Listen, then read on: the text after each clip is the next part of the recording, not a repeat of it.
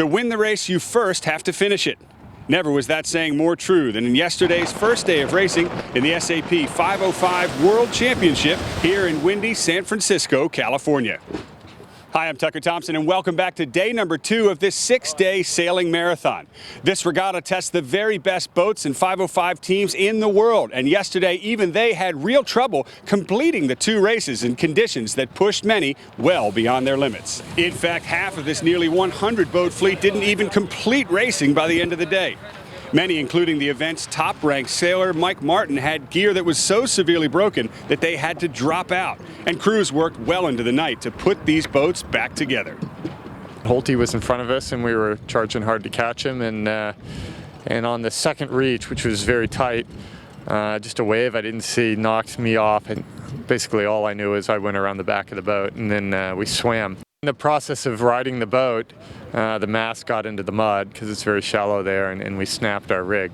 We got a new rig in, and we're tuning it now, and we should be up and running tomorrow. Today is a different story. Yesterday's overcast, cold conditions and wind that topped over 30 knots have given way to a warmer afternoon and lighter breeze. And with only one race scheduled later this afternoon, many teams will welcome the break.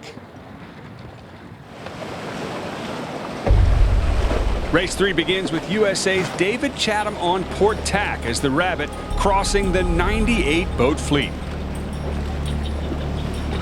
Upwind, the course is even as the boats spread out across the Berkeley Circle. And midway up the first leg, Australia's Malcolm Higgins with Nick Johnson cross the fleet from the left-hand side on port tack. Tacking on the lay line for the first mark as they round a minute ahead of the next boat, Chris Nicholson and Casey Smith, also from Australia, with Mike Martin and Jeff Nelson in third. The rest of the fleet is close behind.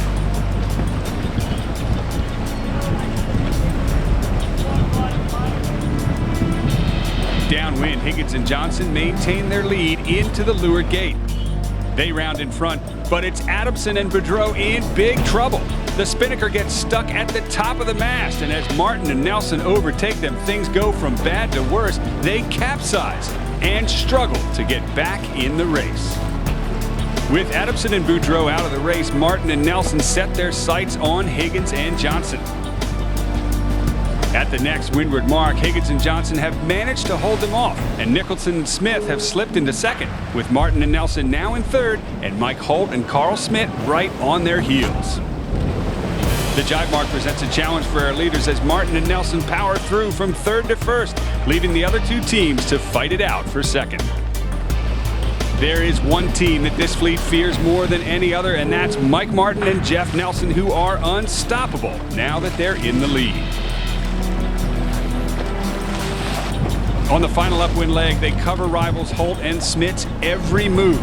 Approaching the finish line, it's Martin and Nelson who take the gun here in race 3, nearly a minute ahead, which is all the more impressive after breaking their mast yesterday and replacing it overnight. HOLT and Smith crossed in second, with Nicholson and Smith in third. And so with 3 races complete, HOLT and Smith remain atop the fleet over Nicholson and Smith, with Martin and Nelson now sitting in 27th. There's more 505 action tomorrow with 2 races scheduled again on San Francisco Bay's Berkeley Circle.